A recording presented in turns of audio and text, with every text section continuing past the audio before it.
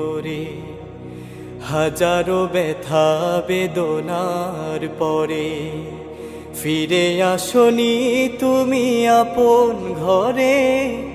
দিনের আলো তুমি ছড়িয়ে দিতে চলে গেলে মদিনায় মক্কা ছেড়ে।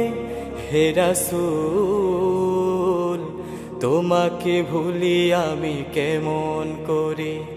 হে রাসূল তোমাকে ভুলি আমি কেমন করে।